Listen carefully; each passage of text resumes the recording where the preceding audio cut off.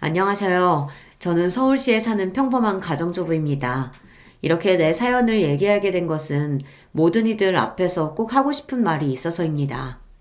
지금 바람 피우고 있는 발정난 인간들에게 고합니다.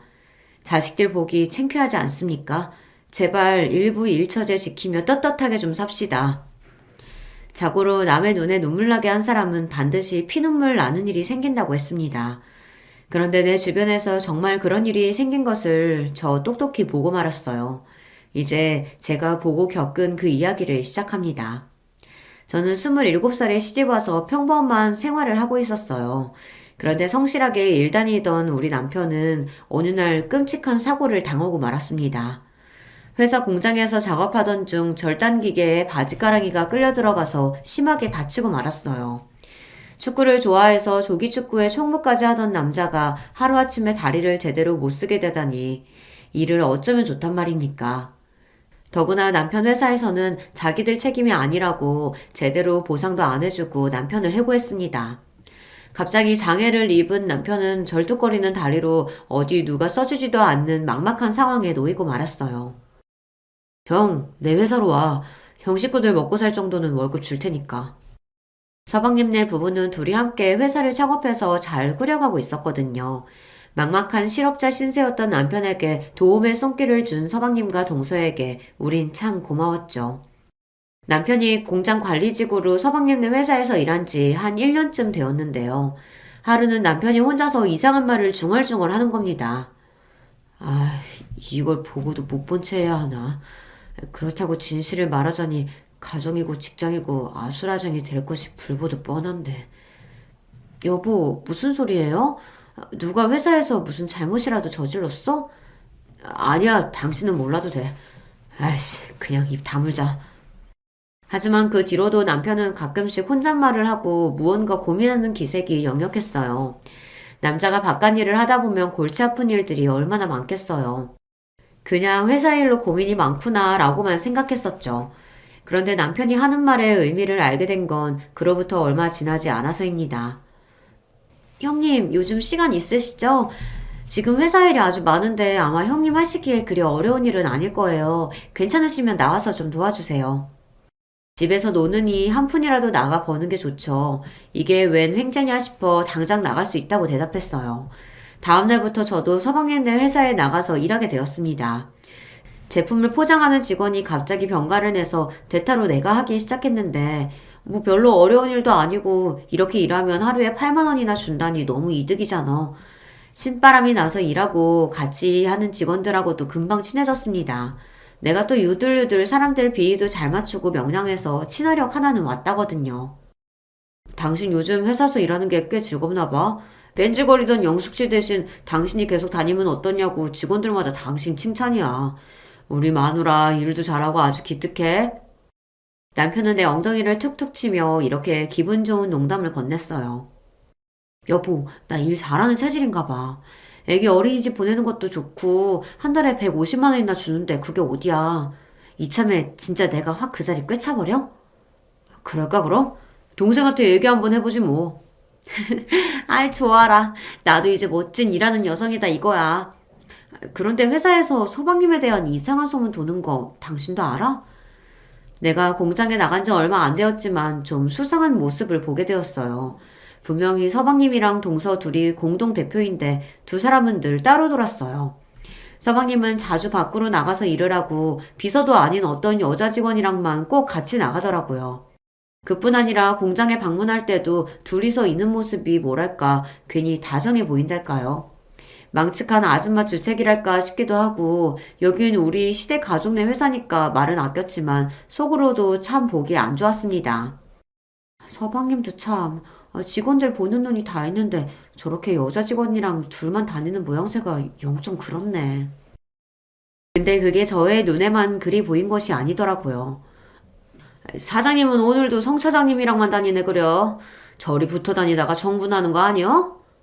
에이 설마 마누라가 떡하니 회사의 대표로 버티고 있는데 설마야. 그게 영 없는 소리는 아닌 것 같아. 거래처 사람 말이 출장 회의 끝나고 둘이 러브 호텔 들어가는 거 봤다지 아마? 세상에나 그럼 둘이 볼장 다 본 것이네. 아이고, 불쌍한 사모님 어쩌나. 으. 있는 소리 없는 소리 다 도는 게 회사 아니라지만 어쨌든 내가 볼 때도 서방님이 하고 다니는 행동들이 의심스러웠습니다. 저런 얘기까지 듣고 가만히 있을 수 없어 남편에게 단도직입적으로 물어봐야겠다고 한 거죠. 남편은 오랫동안 서방님 회사에 다녔고 또 형이니까 뭐라도 나보다는 자세히 알 것 아닌가 싶어 딱 물어봤어요. 그 있잖아. 성경화 차장이라고 서방님하고 맨날 붙어 다니는 직원. 그 여자 결혼은 했어? 성 차장? 아직 미혼이야. 나이도 적지 않아 보이던데 미스야? 그런데 요즘 회사에서 둘이 소문이 이상하게 도는 거 여보 아나? 내가 보기에도 그저 직장 동료치고는 과하게 가까워 보여. 둘이서 붙어 있는 것만 보면 내가 괜히 열불나더라. 알지. 그래서 내가 성건이한테 여러 번이나 얘기했는데 그냥 비웃고 말더라. 자기들이 진짜 이상한 사이면 회사에서 직원들 다 보는 앞에서 그러겠냐고. 그러니까 당신도 괜히 색안경 쓰지 말라고. 그런 거 신경 쓰다 보면 일하는데 지장 주고. 게다가 우리가 남이야. 다 한 형제들인데. 혹여나 입방정 떠는 직원들 있으면 당신이 못하게 막으라고. 알겠어? 나 먼저 잔다. 남편은 괜히 심통 부리면서 나한테 뭐라 언짢아 하기까지 했어요. 하긴 내 동생이 불륜인 거 아니냐고 묻는 건데 그런 소리 듣기 싫기도 하겠죠. 만에 하나라도 진짜 그런 일이 일어나지 않기를 누구보다 전 바라고 있습니다. 왜냐면 서방님의 아내인 우리 동서는요, 내가 정말 아끼고 좋아하는 사람이거든요. 제 몸 상할 만큼 열심히 회사 일하지, 거기에 시어머니부터 우리 부부까지 얼마나 신경 쓰고 잘해주는데요. 좋은 머리로 공부도 잘했던 사람이 이렇게 마음이 넉넉하기까지 한 경우는 나 처음 봐요. 학교 다닐 때 뭐 내가 공부를 못한 애라 그런지 공부 잘하는 것들은 좀 얄밉고 이기적인 것들이라고 그런 선입견을 갖고 있었거든요. 그런데 우리 동서는 잘난 척도 하나 안 하고 사람이 참 괜찮더라고요. 동서랑 서방님은 컴퓨터 관련 학과 동기로 만나서 사귀게 되었다는데 그때부터 조그맣게 벤처 사업을 하다가 결혼하면서부터 본격적으로 지금의 사업을 차렸습니다. 나야 컴퓨터나 사업 어쩌고 하는 어렵고 복잡한 사정을 잘 모르는 무지렁이지만 남편 얘기 들어보면 회사가 이만큼 커온 데는 동서의 공이 컸다고 들었어요. 오늘 안색이 안 좋네. 동서 피곤한 것 같은데 회사 일이 많지? 하긴 볼 때마다 서방님은 외근이랍시고 바깥으로만 다니고 회사 안 살림이며 대부분의 일은 동서가 책임지는 것 같더라고. 서방님한테 휴가 좀 며칠 내겠다고 한마디 해봐. 아니다. 그럴 게 아니라 나랑 같이 가자. 실은 내일부터 1박 2일로 우리 계모임 아줌마들이랑 놀러 가는데 거기 같이 가자. 응? 형님도 참 우리 남편 성미 알잖아요. 결혼해서 지금까지도 나한테 관심이 얼마나 많은지 몰라요. 내가 며칠만 해도 어디 가는 거냐, 누굴 만나는 거냐, 언제 들어오는 거냐. 꼬치꼬치 캐묻고 난리도 아니에요. 그런 남자한테 제가 어떻게 외박하겠다고 말이라도 꺼내겠어요. 아마 그이가 허락 안 해줄 거예요. 형님이라도 가셔서 네모까지 재미나게 노시다 오세요. 동서는 회사 일을 도맡느라 어디 놀러도 못 가고 맨날 회사에만 박혀서 눈코 뜰 새 없이 바빴거든요. 나보다 한 살 어린데 속은 나보다 훨씬 깊은 사람이에요. 난 아무리 해도 동서처럼은 책임감 강하고 진득하니 그런 사람이 못 돼서 신기해요. 시댁 일만 해도 그래요. 회사 대표라 엄청 바쁜데도 시어머니가 부르면 내 어머님하고 만사일 제쳐두고 시댁으로 가니까요. 내가 남편하고는 을 좋게 살지만 사실 시댁 생각하면 한숨이 솔직히 욕이 나올 때도 있답니다. 우리 시어머니는요, 너무 사람이 야박하고 며느리들을 종처럼 부리시는 경향이 있거든요. 맏며느리로 들어갔지만 저도 집안일이나 요리 친정에서 많이 안 해봐서 어리숙하고 서투르죠. 그런데 그런 덤벙대는 내 모습을 가만히 보거나 좋게 타이르시는 법이 없어요. 시키신 일 못하면 바로 불효령이 떨어집니다. 얘가 원, 넌 뭐 제대로 하는 게 하나도 없냐? 이게 무채 썰었다고 가져온 거야? 일정하고 가느다랗게 착착 썰어야지. 들쭉날쭉 아주 이딴 걸 어디다 쓰냐? 한다고 했는데 이렇게 됐네요. 그리고 무가요. 너무 딱딱해서 칼이 잘 안 들어가요. 어머니 저 여기 손 좀 보세요. 칼등을 하도 찍어 눌러서 이렇게 자국 남았잖아요. 못하긴 했어도 열심히 했는데 좀 봐주세요. 근데 이 나물은 어떻게 다듬어요? 이렇게 껍질만 아니면 너는 나이를 똥구멍으로 먹었냐? 시키는 거나 제대로 할 것이지 뭐 그렇게 궁금하게 많은지 주저대고 말이 많아. 아 됐다. 요놈은 이따 둘째 오면 개시켜야지. 니한테 내가 뭘 바라겠노. 아유 큰 며느리라는 것이. 에휴. 우리 집은 교회를 다녀서 제사상이라는 걸 차려보지 못했어요. 그래서 제사 음식 할 때마다 제가 서툴고 잘 못해내니까 어머님은 절 한심하게 보셨습니다. 동서는 어쩌면 그리 야물딱진지 어머님이 한마디만 던져도 알아서 척하고 해내니까 당연히 시댁의 많은 일을 동서가 해내는 거죠. 나도 잘하고 싶어도 능력이 안 되니까 시모는 그냥 잔심부름 같은 거나 시키십니다. 내가 명색이 형님인데 그런 동서 보기 미안해서 어깨를 주무르며 내 마음을 표현했어요. 동서 힘들지? 미안해. 내가 좀 솜씨가 좋았으면 동서 손이 좀 덜 갔을 텐데. 그런 말씀 마세요, 형님. 매사 떽떽거리는 남편의 무시무시한 마귀 할멈 같은 시어머니까지. 그나마 형님이라도 계셔서 이 집에서 제가 숨쉬고 사는걸요. 지금까지처럼 그렇게 잘 대해주시면 전 그걸로도 고마워요. 우리 동서 마음이 참 예쁘죠. 그뿐 아니라 좀 퉁퉁하고 사내같이 생긴 나랑 달리 우리 동서는 몸매도 가느다랗고 얼굴도 예뻐요. 이렇게 예쁘고 맘씨도 고운 여자가 왜 우리 서방님이랑 결혼했나 진짜 모르겠다니까요. 그렇게 좋은 아내를 두고 짐승 같은 짓을 해서 상처를 주다니. 지금 생각해도 난 그 일을 벌인 서방님을 용서할 수가 없습니다. 성차장과 그런 사이가 아니라고 아무리 부인했지만 손바닥으로 하늘을 가릴 수야 있겠습니까? 요리조리 술을 써가며 성차장과 바람 피운 일이 사실로 드러나 버렸으니까요. 동선의 부부의 집 안방에서까지 연놈들이 그 짓거리를 했음이 발각되고 나서 그렇게 강하고 흔들림 없던 사람이 한순간에 무너져 버렸습니다. 짐승 같은 놈, 어떻게 그렇게 할 수가 있어? 어디 술집 여자랑 하룻밤도 아니고 내 회사에서 내 부하 직원과 그 짓을 하고 다녔다는 게 그게 어디 사람이 할 짓이야? 회사 사람들은 당신들 관계 이미 눈치채고 있었다며 날 얼마나 반푼으로 여겼을까? 여자 간부라고 성 차장을 더 챙겨주고 믿었는데 차장 승격도 내가 밀어서 시킨 건데 내가 상간녀한테 그렇게 잘해주고 있었던 거네. 멍청한 년처럼. 처음 불륜이 발각되었을 때는 서방님도 성 차장과 곧 헤어지겠다고 반성하는 기색을 보였대요. 그렇지만 또다시 둘이 호텔을 드나들며 만나고 있다는 걸 알게 된 동서는 더 이상 참을 수 없었던 겁니다. 남편 말이면 껌뻑 죽고 목매던 동서는 한번 마음이 돌아서니 찬바람 쌩쌩 불고 단번에 갈라서겠다고 하더라고요. 그런데 서방님이 어떻게 나온지 아세요? 참 사람 그렇게 안 봤는데 아주 저질의 쪼잔한 놈이었습니다. 나 같으면 내 잘못으로 이혼하는 마누라 재산이라도 반으로 뚝 떼어주고 그럴 것인데 이제 와서 자기가 불륜한 증거라도 있냐며 오리발을 내밀더래요. 이혼하고 싶으면 해. 누가 말리냐? 그런데 이 회사는 내 거야. 재산 분할이니 그런 소리 할 거면 이제 법정 가서 싸우는 거지 뭐. 성 차장하고의 관계에 뭐 증거가 있는 것도 아니고 난 너를 남편 의심하고 히스테리 부리는 의부증으로 몰고 갈 거니까 각오하고 이혼 소송하던가. 심지어 아쉬우면 지금처럼 회사 다니라고 그러면 동서를 직원처럼 높은 연봉 주고 계속 써주겠다며 말 같지도 않은 소리를 하더라는 겁니다.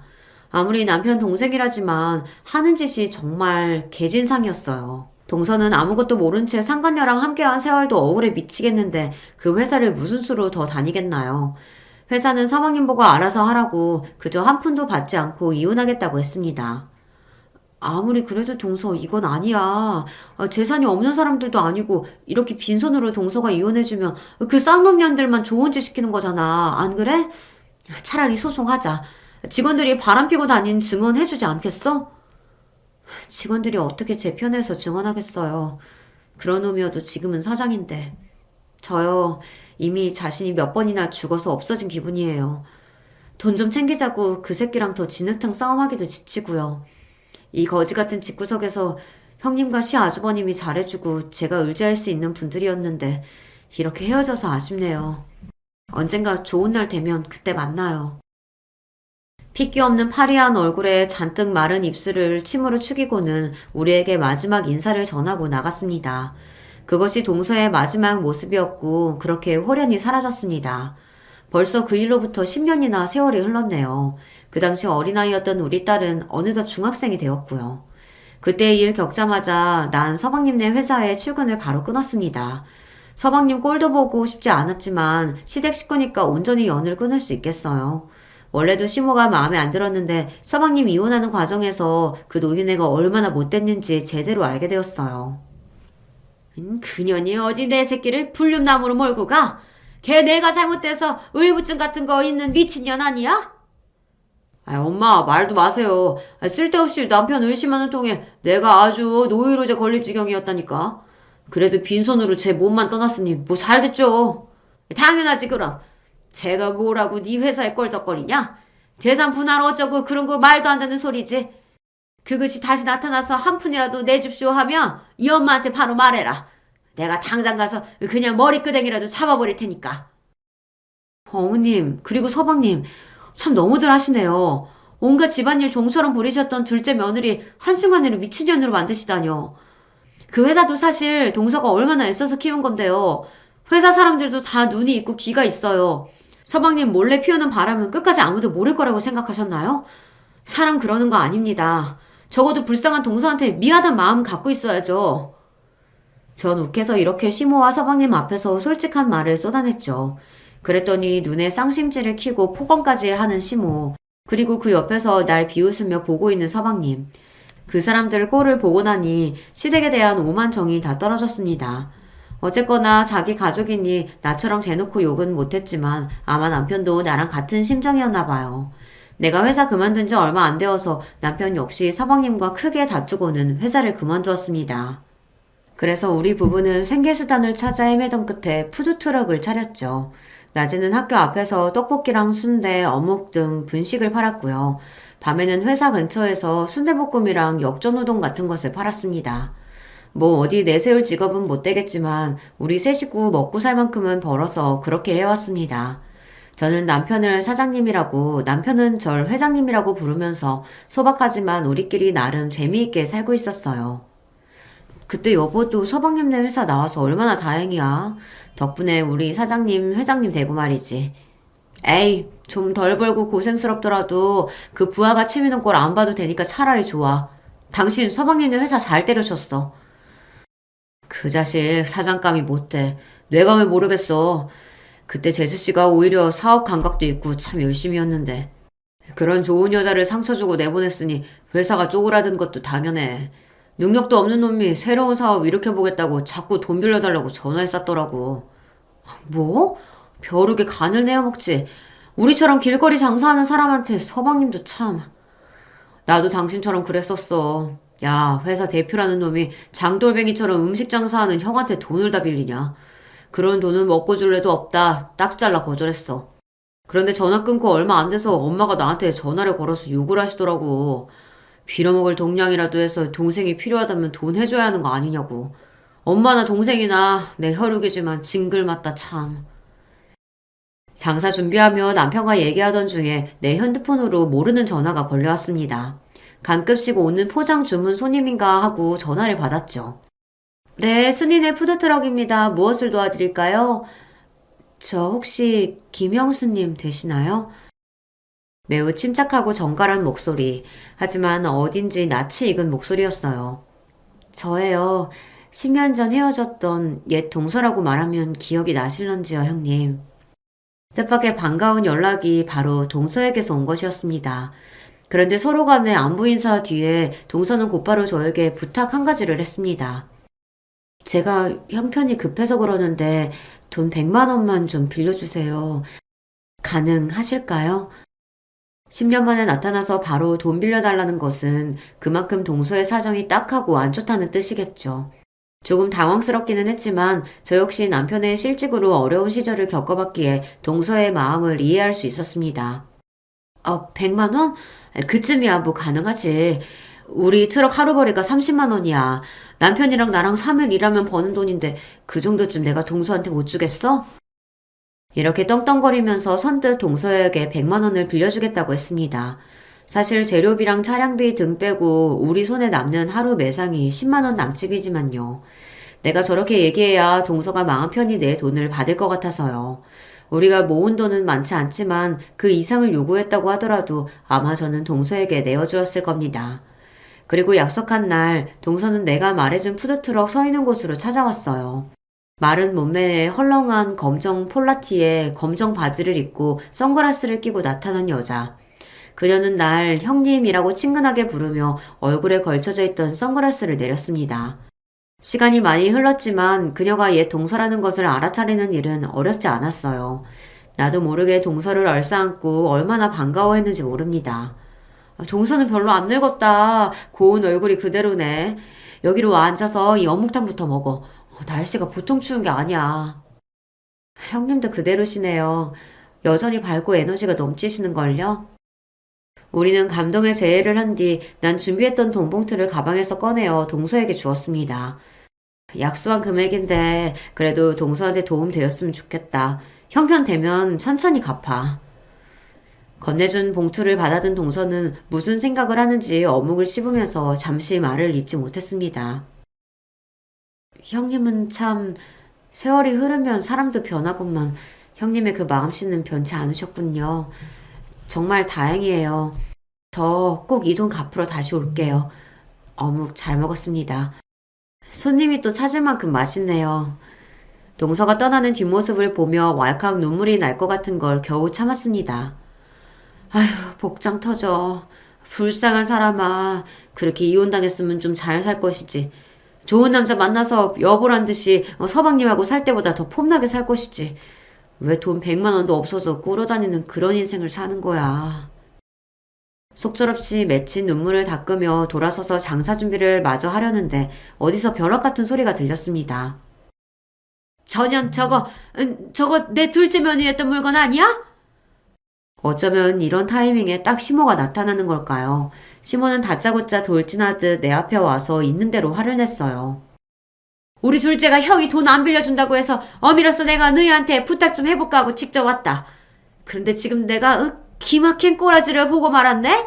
언제부터 전현하고 너희 둘이 붙어먹은 게냐? 무슨 짓을 벌이려고? 어머님 말씀도 참 제발 언성 좀 낮추세요. 여기 길거리에서 동네방네 떠드시면 단골 손님들까지 우리 집 막장 사연 다 알아채겠어요. 오늘 처음 동서 만난 거예요. 10년 만에 말이에요. 너 아주 나를 물로 보나 본데 내가 지금 다 봤어. 네가 걔한테 돈 봉투 줬잖아. 그런데 오늘 처음 본다니 그게 말이 되냐? 우리 둘째한테는 매정하게 돈 한 푼 없다더니 기가 막혀서 네 깎게 뭔데? 그년한테 네가 왜 돈을 내줘? 기가 막힌 건 다름 아닌 나였습니다. 내 돈 내가 빌려주고 싶은 사람한테 주는 게 무슨 시모가 관여할 일이라고 혼내시는 걸까요? 내가 무슨 잘못인가 싶어 억울했지만 그저 시모의 구박을 듣고만 있었습니다. 빵빵빵. 그때 자동차 경적 소리가 가까이서 울렸습니다. 소리 나는 곳으로 눈을 돌려보니 삐까뻔쩍 광이 나는 외제차 여러 대가 우르르 푸드트럭 앞으로 도열을 하고 있었어요. 그리고 그 차에서 검은색 정장을 입은 건장한 남자들 여러 명이 내려 우리 주위를 에워쌌습니다. 도대체 어찌된 영문인지 몰라 당황하고 있던 그때 내가 알아볼 수 있는 사람 한 명이 차에서 내려서 걸어왔어요. 바로 아까 나와 만났던 그 동서가 다시 나타난 거예요. 그만큼 나에 잡수셨으면 자중할 때도 됐는데 성질나는 대로 내뱉는 그 입만은 참 변치 않으셨습니다. 괜히 죄 없는 형님답지 말고 아까 하던 말씀 나한테 계속 해보세요. 어디. 뭐 내가 당신 아들을 망쳤다고? 시모는 위풍당당하게 자기를 똑바로 보며 말하는 동서가 못 봐주겠던 모양입니다. 한 따까리라도 할 듯 시모가 둘째 며느리에게 달려드는 순간 네 뭐야? 왜 나를 잡아당기는 거야? 우리를 에워싸고 있던 남자 중 한 명이 시모의 앞을 막고 다른 한 명은 시모의 어깨와 팔을 잡아버렸습니다. 아, 내 경호원들이에요. 그냥 늙은이 한 명일 뿐이야. 뭐 그렇게 과격하게 제지해요. 이해하세요. 워낙 내가 몸 상하면 안 되는 위치에 있다 보니 경호원들이 강하게 날 보호하는 것 뿐이니. 니깎게 뭔데? 니가 무슨 영부에 있는 아도 되냐? 동서는 반딱거리는 검은색 바탕에 금색 글씨가 적힌 명함 하나를 던져주며 이어갔습니다. 떨어진 명함을 주워보니 영어가 잔뜩 쓰여져 있어 뭐라는지 몰라도 하나는 알아볼 수 있었어요. 동서가 무슨 회사 CEO, 즉 대표라는 겁니다. 지금 난 미국에서 회사 대표로 있어요. 이번에 카이스트랑 서울대 그리고 중소벤처기업부 강연 초청받아서 한국으로 온 겁니다. 물론 미국에서도 한국에서도 내 행보가 중요하니까 당신 같은 노파 하나가 턱그만큼 건드릴 수 없는 사람이 되었단 말이죠. 같이 듣고 있던 나조차 믿을 수 없는 이야기였습니다. 누구한테 기싸움으로 밀려본 적이 없던 시몬은 그대로 있다간 자기가 무슨 일이라도 당할까 무서웠는지 순식간에 사라지고 없더라고요. 동서, 그 말이 사실이야? 성공하고 맞냐고. 정말 잘됐다. 그런데 아까 나한테 돈 끌어온 건 뭐야? 연기한 거니? 네, 저는 꼭 해야 할 일이 있어서 이번에 한국으로 들어온 것이랍니다. 그래서 그 일을 도모하는데 형님께서 저와 함께할 사람인지를 시험해야 했어요. 속에서 언짢으셨다면 죄송해요. 난 괜찮아. 그보다 그간 무슨 일이 있었던 거야? 이혼한 직후 전 빌탈털이 신세로 돌연 미국행을 나섰어요. 한국에서의 인생은 지긋지긋했으니까 새 출발하고 싶은 마음이었던 것 같아요. 거기서 공부도 하고 비슷한 업계 사람들과 이런저런 창업 아이템 구상하다가 지금의 회사를 설립하게 됐어요. 생각보다 회사가 잘 돼서 전 이렇게 엄청난 부를 이루고 한국 정부에서 초청받을 만큼 명성도 쌓게 되었죠. 동사가 무슨 보안 소프트웨어를 만드는 회사라고 설명하는데 잘 모르겠지만 하루 3시간 이상 자본 적 없고 옷 고를 시간도 없어서 매일 안경에 똑같은 검정 옷차림으로 다닌다고 합니다. 그나마 오늘은 멋지게 형님 앞에 서는 날이니 렌즈도 끼고 구두도 신어보았어요. 이렇게 말하며 활짝 웃는 동서가 참 대단해 보였습니다. 이혼녀가 타지에서 맨손으로 그렇게 성공을 일구는 게 어디 쉬웠겠나요? 허리춤에 있던 손으로 내 손을 잡는 동시에 동서는 자신만만한 미소로 내게 말했습니다. 자, 그럼 이제부터 제가 저 집안 사람들한테 무슨 짓을 벌일 건지 그 계획 한번 들어보시겠어요? 난 동서를 도와 그녀가 벌인 피해 복수국에 힘을 보태기로 했습니다. 부정한 짓으로 결혼을 파탄낸 자들이 아무렇지 않게 살아가는 꼴을 전 보기 힘들었으니까요. 요새 서방님네 회사 자금 사정이 안 좋은가 봐. 오죽하면 우리같이 근근히 버티는 사람한테 매일 찾아와서 손 벌리겠어. 시모도 진작 집 저당 잡혀서 돈 해준 것도 모자라서 우리 보고 돈 빌려주라고 닥다리거든. 그러던 차에 내가 동서한테 돈 빌려준 걸 목격하고 말았으니 눈 뒤집혀서 난리를 쳤던 거지. 내가 조사한 바로도 그래요. 그래서 바로 그 점을 약점으로 파고들 거예요. 아주버님이나 형님이 주선해서 여기 내 비서를 투자자라며 전 남편에게 소개해주세요. 그건 어렵지 않은 일이었습니다.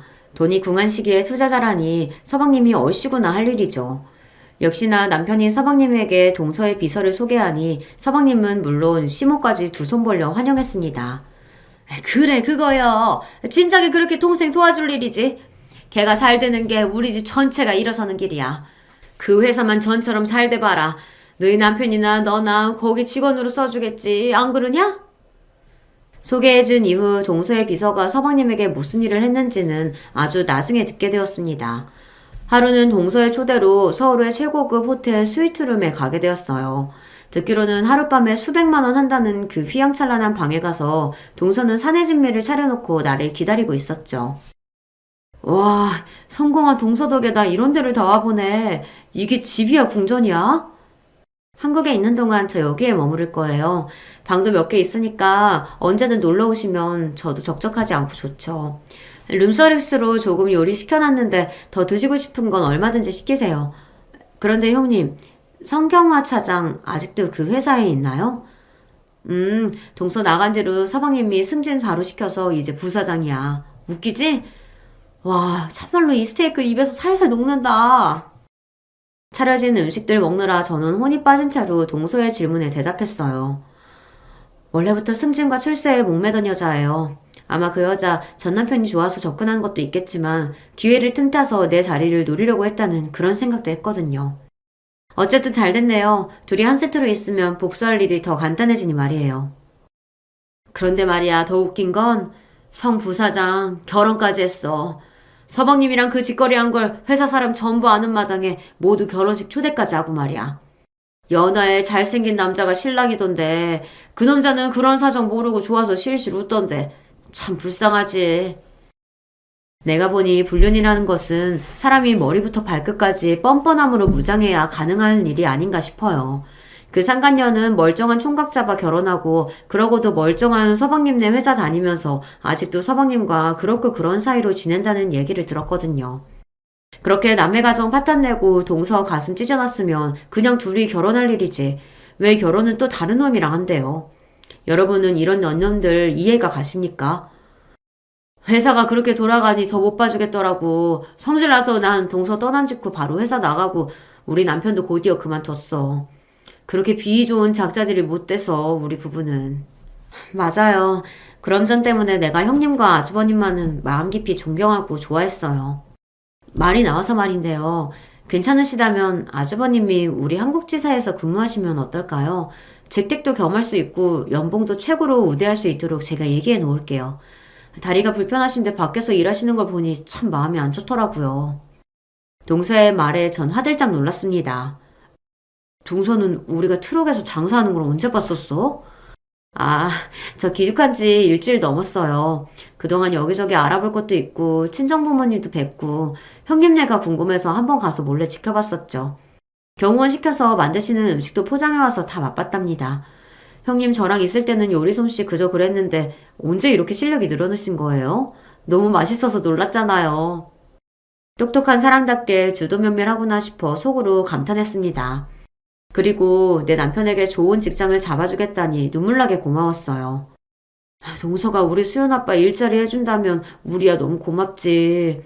비 오면 비 맞고 추우면 손 떨어가며 몸 불편한 사람을 옆에서 보기 참 안쓰러웠거든. 아니에요. 제가 앞으로 형님한테 갚을 일에 비하면 이건 아주 작은 시작일 뿐이에요. 게다가 같이 회사에서 일할 때 아주버님이 얼마나 성실하고 좋으신 분인지 겪어봐서 전 알잖아요. 우리 회사에서 그 능력 써주신다면 제가 감사드릴 일이죠. 말도 얼마나 겸손하고 예쁘게 하는지 그렇게 큰 사업가가 되었으면 사람이 거만 떨만도 한데 마음이 고운 건 예전 모습 그대로였습니다. 그런데요, 그렇게 착한 동서에게 놀랄 만큼 무섭고 냉정한 구석이 있다는 것을 알게 되었어요. 푸드트럭 장사는 접고 남편은 동선의 회사에 출근하기 시작했습니다. 외국계 회사라 그런지 근무 시간도 자유롭고 몸이 불편한 남편에게 여러모로 편의를 봐주는 복지가 우수한 곳이었어요. 그래서 남편은 너무 만족하며 다녔어요. 그리고 동서가 배려해서 그런지 놀랄 만큼 큰 연봉을 주겠다고 해서 처음 남편은 고사했다고 합니다. 그런데 회사 대표인 동서의 말이 연봉은요, 그냥 드리는 돈이 아니에요. 많이 드리는 만큼 최선을 다해 회사 위에 일하시리라 믿고 드리는 거니까요. 거절하지 않으셨으면 좋겠습니다. 형님은 아무 조건도 없이 저한테 소중한 돈을 선뜻 내어주셨어요. 더없이 좋은 분이니까 아주버님은 아내를 아껴주시고 끝까지 잘해주세요. 그거면 돼요. 나도 그렇게 생각해. 내 마누라 덕에 참 호강하고 사는 놈이라고 말이야. 그런데 재수씨 회사에서 보니까 카리스마 넘치고 아주 매정하더라. 저번에 어느 직원이 공금을 개인적으로 착복한 걸 알고는 당장 해고하는 것은 물론 고소까지 했더라고. 몇백만 원 정도로 횡령한 것 치곤 소액이라고 봐주자고들 하는데 어떤 불법이나 배신도 자기는 대표로서 용서 못한다고 화를 냈어. 와, 사람 다시 봤다고. 난 동서 이해해. 그런 똑부러지는 점 없이 어떻게 그 무서운 미국 땅 가서 성공했겠어. 그리고 배신이 얼마나 사람의 살 떨리는 짓인지 경험했을 텐데 작은 거라도 용납 못하겠지. 아주 잘하고 있네 내 동생. 뭐? 동생? 언제부터 재수 씨랑 언니 동생 하기로 한 거야? 눈이 동그래진 남편 얼굴을 보니 킥킥 웃어대며 말했습니다. 저번에 호텔 가서 우리끼리 그런 얘기 했지. 동서 이혼하고 갈라선 마당에 이제 그 집안 며느리도 아니고 그냥 의자매처럼 언니 동생 하자고 말이야. 동서가 나타나며 우리 집안은 웃음이 늘었는데 시댁은 죽상이 되어 말았죠. 어느 날 시모가 당장 시댁으로 튀어오라며 불렀습니다. 올 것이 왔구나 하는 염려로 크게 심호흡 한번 하고 시댁에 들어갔어요. 너희들 짓이지? 내 둘째 아들 망하게 한 거 니들 어떻게 책임질 거냐? 서방님만 아들이고 자식이에요? 우리 남편은요. 왜 매번 우리한테만 뭐라고 나무라세요? 우리가 뭘 잘못했다고 다짜고짜 화부터 내시는 거예요. 장남이면 뭐하냐? 다리 병신된 놈이 우리 집안을 이렇게 세우겠어? 너희들이 동생한테 이상한 놈 하나 소개해줬다면서 그 놈 때문에 회사 망하게 생겼다고 둘째가 다 죽는 얼굴이 됐더라. 어머님 참 모르시는 말씀. 애초에 그 회사는 동서가 잘해서 그만큼 커진 거예요. 서방님 능력 때문에 사업이 안 되는 걸 왜 애꿎은 남 탓을 하세요? 내가 괜한 의심하는 게 아니야. 장사하던 트럭에서 그년하고 너하고 작당 모의하는 걸 내가 봤거든. 그러니까 니들이 뭔 짓을 벌여도 벌인 게지. 내 말이 아니냐? 의외로 시모는 날카로운 구석이 있었습니다. 서방님 회사의 악재에 나와 동서가 개입되었다는 것을 눈치챈 모양이었어요. 틀린 말이 아니라서 전 입을 다물고 있었습니다. 시몬은 더 열받아서 결국 옆에 있던 돋보기를 나한테 던져버렸어요. 그 때문에 내 이매가 찢어져서 피가 한 방울씩 뚝뚝 떨어지고 그걸 본 전 기겁하고 놀라 나자빠졌어요. 나 머리에서 피나요. 어서 병원 가야 하는데 다리에 일어설 힘이 하나도 없네. 저 좀 병원에 데려가 주세요, 어머니. 보이진 않지만 너희들 때문에 내 속은 이미 썩어지고 피가 뚝뚝 떨어진다, 야. 내 지병과 당 수치가 최악으로 치다른 게 다 너희 때문이라고. 병원 같은 소리 안 해. 휴지로 피나 닦으면 될 일이지 유난 떨고 뭘. 시몬은 내 앞에 휴지각 하나를 던져주었을 뿐입니다. 기가 막힌 나머지 전화를 걸어 남편에게 당한 일을 모두 일러바쳤어요. 내 전화를 받고 불이 나게 달려온 남편의 부축을 받으며 시댁을 나서는데 시몬은 우리에게 비아냥거리기까지 했습니다. 그거 조금 다친 것 같고 제 서방 불러낸다 또. 하여튼 가지가지 해요. 해도 너무하시네요. 다리 병신된 첫째 아들 필요 없다고 이 사람한테까지 그렇게 모질게 하십니까? 네, 우리 이제 여기 안 와요. 멀쩡한 둘째 아들만 아들로 두시고요. 전 이제 없는 셈 치십시오. 시댁 문을 쾅 닫고 나오는 남편의 눈에는 뜨거운 눈물이 흘렀습니다. 착한 남편이 오죽하면 자기 엄마한테 연 끊겠다는 말까지 해야 했겠어요. 가여운 내 남편의 얼굴을 쓰다듬으며 말했습니다. 분명히 어머님 이번 일 후회하실 거야. 서방님 사업이 망하는 건 이제 시간 문제니까. 내 말은 그대로 현실이 되고 말았습니다. 어느 날 동서는 우리 부부를 불러 서방님에게 벌어진 일을 설명해 주었어요. 전 남편은 이제 인생 끝났어요. 내 비서를 가짜 투자회사 대표라고 속이고 30억을 빌려주었거든요. 친해서 금방 안 갚아도 된다는 감언이설로 경계를 풀게 하고선 대출한 바로 다음날부터 연복리 20% 높은 이자를 요구했죠. 이미 신용이 땅바닥까지 꺼진 처지라 다른 돈 구할 데도 없을 거예요. 저당 잡힌 공장이랑 본사 건물, 집까지 모두 가압류 걸고 결국은 모두 내놓아야 할 겁니다. 이게 과연 가능한 일이란 말입니까? 하루아침에 이렇게 회사 망하는 게 정말 무섭대요. 투자와 사기는 종이 한 장 차이거든요. 애초에 그 인간 그렇게 주도면밀하지 못한 걸 잘 알고 있었으니 이 계획이 성공하리라 믿어 의심치 않았어요. 사실 저도 복수하기 전에 마음의 갈등이 있긴 했는데 전 남편이 한 번 날 찾아왔거든요. 서방님은 동서가 귀국한 것을 알고 찾아와서 동서의 속을 헤집어 놓았다고 했습니다. 네가 아무리 성공해서 재벌녀가 됐다고 한들 내 마음이 바뀔 줄 알아? 같이 살아본 나는 알지. 네가 향기 없는 꽃이라는 걸. 여자가 야들야들하게 감기는 맛이 있어야지. 그렇게 뻣뻣하니 어떤 남자라도 질려한다고. 혹여나 나한테 미련 남아서 한국 들어온 걸까봐 경고하러 온 거야. 나랑 내 여자한테 복수든 뭐니 무슨 짓이든 벌이기만 해봐. 아주 그 주댕이를 찢어버릴 테니까. 그래도 우리가 한때는 사랑해서 결혼까지 한 사이였는데 오랜만에 재회한 나한테 그런 말까지 하다니 너무 잔인해요. 그 사람요, 내 마음에 2번이나 대못을 받고 말았어요. 그래서 형님, 전 이쯤에서 못 끝내요. 서방님네 회사 쫄딱 망하게 한 날이니 축배라도 들 줄 알았지만 동서는 의외로 슬픔을 감추지 못했습니다. 복수라는 것이 해도 후회 안 해도 후회인지 허망함만 남긴 것인지 아니면 동서 마음 한구석에 서방님에 대한 미련이 남았던 것인지 모르죠. 아주 잘했다, 복수 너무 멋있었다 칭찬하며 동서를 위로해 주었어요. 그리고 얼마 뒤 동서의 전화를 받았는데 몹시 흥분되고 기뻐 보였어요. 형님, 소식 들으셨어요? 아니, 무슨? 전 남편이 알거지가 되니까 성 차장 상간녀가 바로 매정하게 돌아섰다네요. 비서가 목격한 바로 전 남편은 그 충격을 이기지 못하고 아주 페인처럼 살고 있대요. 지랄, 천년의 사랑처럼 서로 없으면 죽을 것처럼 굴더니 결국 돈 떨어진 상간남은 쓰레기 취급하는 거네. 그런데 동서, 성 차장도 벌 받아야 하는 년인데 걘 아무 피해도 없이 잘 사는 거 별로다. 내가 그 여자 남편이랑 시댁에 불륜했던 일 폭로라도 할까? 걱정 마세요. 그 상간녀에 대한 작업은 이미 잘 진행되고 있으니까요. 그저 과거에 대한 폭로만으로는 제 분이 풀리지 않거든요. 형님은 제가 부탁드릴 때 나서주시고 지금은 그저 응원해주세요. 전 너무너무 궁금했습니다. 나같이 평범한 여자는 상상하지 못할 방법으로 동서는 서방님에게 복수를 성공했잖아요. 상간녀한테 머리끄댕이 잡고 창피 주거나 그 남편한테 폭로해서 이혼하게 만드는 게 최선일 줄 알았는데 그 이상의 복수란 과연 무엇일까? 내가 좋아하는 드라마 펜트하우스보다 더 기대되는 거 있죠? 그래도 궁금함을 꾹 참고 기다린 결과 동서는 나한테 문자 한 통을 보냈습니다. 내일 1시에 현대백화점 앞으로 와보세요. 그 장소에 가보니 성 차장은 어떤 여자의 뺨을 때리고 분노를 쏟아내고 있었습니다. 늘 당당한 커리어우먼인 척, 지적인 척 그런 모습만 보았던 나는 저 여자가 내가 아는 그 여자가 맞나 몇 번이나 눈 비비고 다시 봤다니까요. 그런데 정말 서방님과 바람 피운 상간녀가 맞았어요. 이 아줌마가 지금 나 때렸어?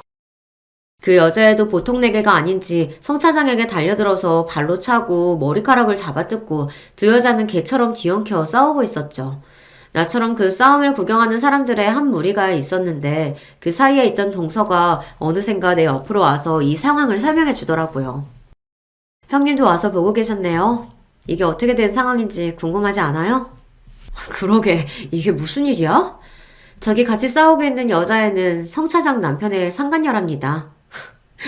우리 쪽에서 꽃이라고 붙였던 술집 여자예요. 생각보다 쉽게 그 남편은 넘어왔고 자기 아내한테 이혼하자고 했다더군요. 자기 남편이 어린 여자애랑 바람핀 걸 알고 해코지하러 여길 찾아왔는데 그 구경을 놓칠 수 없어서 미리 형님한테 연락드렸어요. 어때요? 정말 재밌죠? 박수까지 짝짝 치며 세상에 이렇게 통쾌할 수가 감탄하며 그 재미난 구경을 계속했습니다. 이런 피덩이가 뭐가 좋다고 넌 먹기까지 했냐 넌? 상간녀 직접 보니 얼굴도 못생기고 몸매도 별로구만. 상간녀에게서 떨어진 성 차장의 비난의 화살은 자기 남편을 향하고 있었습니다. 넌 눈이 삐었냐? 너보다 10살은 어리고 훨씬 이쁘고 탱탱한 몸매 가졌잖아. 넌 쭈그렁 망탱이 같지만 회사 부사장의 연봉이라도 높아서 내가 결혼해준 거야. 이제 너 회사도 망하고 어디 불러주는 데도 없는데 왜 계속 널 데리고 살겠냐? 안 그래? 너 바람핀 게 얼마나 무서운지 줄 알아? 너희 발정난 연놈들 모조리 콩밥 먹여줄 거야. 그렇게 만들 거야 내가. 분노가 치솟아 눈에 핏발까지 선 청차장은 거의 짐승처럼 울부짖었습니다. 그때 구경하는 인파를 해치고 나간 동서가 그들 앞에 나섰어요. 애초에 발정난 년은 너였지 아마? 당신은 예전 사모가 어떻게 여기에 있는 거지? 나는 베네샬 회사 공동대표이자 김 사장의 아내였습니다. 그런데 버젓이 내 회사에서 김 사장과 당신 아내가 바람피고 있었고 분처인 나까지 내쫓은 아주 악녀였죠. 심지어 당신과 결혼한 이후에도 김 사장과의 관계를 유지하고 있었습니다. 알고 계셨나요? 동서 말을 듣던 성 차장의 남편은 바로 눈이 뒤집혀 버렸습니다. 이 개같은 년, 이 늙은 년이 나를 속이고 결혼까지 해? 김 사장이면 나랑 같이 골프도 치고 밥도 먹던 그 배 나온 늙은이랑 계속 그래왔다고? 더러운 년, 내 손에 죽어봐라! 상황은 급반전해서 이제 성 차장 남편의 일방적인 폭행으로 변모하고 말았어요. 얼마 지나지 않아 누군가의 신고로 들이닥친 경찰들의 진압으로 그 세 사람은 끌려갔습니다. 물론 피떡이 된 성 차장은 구급차에 실려야 할 만큼 처참한 몰골이 되었고요. 잠시만요, 구급대원님. 제가 이 여자랑 친구인데 잠깐 할 말이 있어서요. 실신 직전의 상태로 꼼짝 못하고 누워있던 성 차장의 귓가에 대고 동서는 어떤 말을 속삭이고 왔습니다. 성 차장 전현 제대로 상관녀다운 최후를 맞이했네. 아주 잘됐다. 그런데 방금 동서 전현한테 무슨 말하고 온 거야? 아, 그거요? 10년 만에 성공한 상간녀에 대한 복수, 그 마지막을 장식한 동서의 말은 말이죠. 당해보니 어때? 넌 남의 남편 가져도 되고 네 남편은 남이 가지면 안 될 줄 알았어? 이제부터 너의 영혼은 하루하루 파괴될 거야. 하루는 네 남편에 대한 배신감으로, 하루는 그 상간녀에 대한 열등감으로, 또 하루는 너 자신이 잘못한 건지 자책이나 하며 너는 스스로 매일 죽어갈 거야. 난 그걸 보증해. 앞으로 그 누구도 너처럼 썩어빠진 사람을 사랑해줄 리 없을 테고 그 고독 마음껏 즐기라고. 오랜 시간이 걸렸지만 서방님과 상간녀 두 사람은 결국 비참한 최후를 맞게 된 것이죠. 그 대단한 복수극을 마치고 동서는 미국으로 돌아가 자기 회사 운영하는 데 전념하며 평탄한 인생을 보내고 있습니다. 지금까지도 우린 연락하며 여전히 돈독한 사이를 유지하고 있고요. 이제 모든 게 다 끝났잖아. 그간의 일 있고 동서도 좋은 남자 만나서 새 출발해야지. 전 아직 남자를 못 믿겠어요. 지금은 사업이 좋고 돈 버는 게 제일 재밌으니 이대로 삶에 만족해요. 참, 우리 조카 내년에 고등학교 입학한다죠? 제가 선물 보냈으니 곧 도착할 거예요. 힘있고 돈 많은 미국 회사 대표가 평범한 우리 가족을 물심양면 도와주고 있으니 참 좋죠. 남편은 아직도 동선의 한국 지사에 잘 다니고 있고요. 시모랑 서방님하고는 남처럼 지내고 있습니다. 시모는 자신에게 철벽치는 큰아들 대신 저한테 가끔 전화하시곤 해요. 차마 저까지 냉정하게 끊지는 못해서 그냥 구분하는 하소연을 듣고만 있는데요. 잘 사는 우리에게 기대고 싶고 작은 아들은 자리도 못 잡고 매일 술만 퍼먹는다며 인생 한탄이나 합니다. 자기는 잘못 하나 없는데 박복하다면서 저보고는 복이 터졌다면서 부럽다고도 하고요. 매번 어떻게든 구실 만들어서 우리 애들이랑 남편 만나게 해달라고 하시는데요. 애들 아빠는 어머니 만나고 싶지 않대요. 저도 마찬가지고 우리 애도 못 보여드려요. 그러니 건강 챙기시면서 그저 그렇게 지내주세요. 저도 참 매정한 년이죠. 하지만 어쩌겠어요. 시모 자신이 남한테 해온 대로 돌려받은 것일 테니 말이죠. 지금까지 제 사연 들어주신 여러분 어떻게 들으셨나요? 저 할 줄 아는 거 별로 없는 평범한 아줌마라 글 쓰는 내내 무지무지 떨렸답니다. 구독자 여러분들이랑 나랑 같이 수다 떤다는 마음으로 저 신이 나서 써봤어요. 이제는 이야기 끝내고 여러분께 작별 인사를 드리고자 합니다. 여러분 안녕히 계세요. 여러분 반갑습니다. 저는 지방에서 남편과 함께 아이를 키우며 사는 30대 후반 여자입니다. 오늘은 저한테 얼마 전에 일어난 사건에 대해 제보하려고 해요. 개인적으로 고민이라 주변에 이미 털어놓았는데 제 의도와 달리 다들 배꼽을 잡고 웃더라고요. 이런 일이 일어났다니 꼭 어디든 알리라고 본인들이 더 난리였답니다. 그래서 저도 용기 내어 제보하게 되었으니 재미있게 들어주세요. 제 사연은 바로 우리 친정아빠와 시어머니와 관련된 사연이랍니다. 우선 우리 친정아빠에 대해 가볍게 설명하자면 저는 외동딸로 태어났어요. 천사 같은 엄마와 겉모습은 험악해도 저와 엄마한테는 털끝 하나 건들지 못하는 아빠 사이에서 자랐습니다. 제가 기억하는 엄마의 모습은 참 다정하고 선한 사람이었어요. 저에게 크게 소리내어 말한 적도 없었고 늘 상냥했습니다. 어릴 때는 그런 엄마가 너무 좋아서 장래희망 자체가 우리 엄마였을 정도였어요. 나중에 어른이 되면 엄마 같은 여자가 되고 싶었습니다. 학교 갔다 오면 엄마는 늘 집에서 웃으면서 저를 반겨주었어요. 엄마의 취미는 꽃꽂이였는데 같이 꽃을 꽂으며 도란도란 얘기도 많이 나누었습니다. 제가 유일한 자식이라 엄마의 사랑을 독차지해서 너무 좋았어요. 그렇게 집에서 엄마와 같이 있으면 아빠가 일이 끝나고 집으로 왔어요. 그러면 다 같이 셋이서 저녁 식사를 하며 하루를 마무리하고는 했습니다. 우리 아빠는 정육점을 운영하셨는데 그래서 어렸을 때부터 고기는 원할 때마다 먹을 수 있었어요. 아빠는 얼굴에 큰 상처 하나 있었고 등에도 문신이 크게 있었습니다. 저는 우리 아빠니까 그런 게 위협적인 요소가 된다는 것을 전혀 몰랐어요. 그런데 동네에서 흉흉한 소문이 돌아 아빠는 일부러 얼굴을 두건으로 살짝 가리고 다녔습니다. 문신은 아예 보이지 않게 하고 다녔어요. 저도 자라면서 워낙 들리는 말이 많으니까 우리 아빠에 관한 소문을 당연히 알고 있었는데 아빠가 예전에 유명한 지역 조폭이었다고 하더라고요. 아빠는 우리 동네 토박이었는데 학생 때부터 주먹으로 유명했다고 해요. 아빠의 덩치가 유달리 커서 조직에 성인이 되자마자 들어갔다고 했습니다. 이게 궁금해서 엄마에게 물어봤던 적도 있는데 엄마는 그저 웃으면서 현재가 중요한 거라고 하셨어요. 뭐가 됐든 저랑 엄마한테는 한없이 다정하고 친절했던 아빠여서 저는 그런 소문이 전혀 상관이 없었습니다. 이렇게 행복했던 우리 집에서 큰 불행이 찾아온 것은 바로 제가 중학교 1학년 때였어요. 저는 아직도 그날의 공기가 기억이 날 정도로 생생합니다. 학교 갔다 왔더니 엄마가 집에 안 계셨어요. 평소 같으면 잘 다녀왔냐고 웃으면서 맞아주었을 텐데 엄마가 집에 없어 의아했습니다. 잠시 후에 친할머니가 집에 오셨는데 표정이 너무나도 어두웠어요. 친할머니는 어리둥절한 저를 데리고 병원으로 갔습니다. 그리고 저는 거기서 누워있는 엄마를 보게 되었어요. 수진아, 엄마가 아파서 쓰러졌는데 알고 봤더니 많이 아프대. 우리 수진이 엄마가 병원에 있어도 씩씩하게 할머니랑 지낼 수 있지? 엄마가 아파서 미안해. 빨리 나와서 우리 딸이랑 같이 바다에 놀러 가자. 엄마는 집에 있다가 갑자기 쓰러져서 응급실에 가게 되었대요. 그런데 검사했더니 이미 암이 진행되고 있었다고 했습니다. 심지어 말기라서 손을 쓸 수도 없었다고 해요. 전조 증상이 있었는데 대수롭지 않게 넘겼던 게 문제라고 의사가 말했습니다. 엄마가 워낙 아파도 티를 전혀 내는 편이 아니었거든요. 남에게 피해주는 것을 너무 싫어하는 천사 같은 성격이었죠. 하지만 그런 성격 때문에 아픈 것을 늦게 발견하게 되어 슬펐습니다. 엄마는 친정 부모님이 아주 일찍 돌아가셔서 고아인 상태로 결혼했다고 해요. 엄마한테 첫눈에 반한 아빠가 졸졸 쫓아다녀 결혼에 성공했다고 합니다. 아빠가 워낙 사고를 치고 돌아다니고 조폭들이랑 어울려 다니다가 엄마를 만나 정신 차려서 친할머니는 엄마를 그렇게 좋아하셨어요. 엄마가 병원에 입원하고 저는 친할머니와 함께 살게 되었습니다. 아빠는 정육점과 병원을 왔다 갔다 하며 집에 잘 들어오지 못했어요. 우리가 그렇게 엄마를 열심히 간호했지만 너무 슬프게도 엄마는 1년의 투병 끝에 그만 하늘로 가게 되었습니다. 엄마의 장례식 때 아빠가 엉엉 우는 모습을 보았어요. 그게 제가 처음이자 마지막으로 본 아빠가 우는 모습이랍니다. 엄마를 보내고 아빠는 한동안 제가 봐도 너무 힘들어 보였어요. 매일 밤 엄마의 사진을 보며 잠도 쉽게 못 자더라고요. 저도 그때 마침 사춘기 때라 엄마가 너무 그리웠습니다.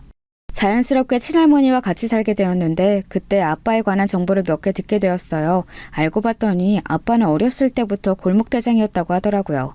엄마를 만나 아예 사람이 달라졌다고 할머니가 말씀하셨습니다.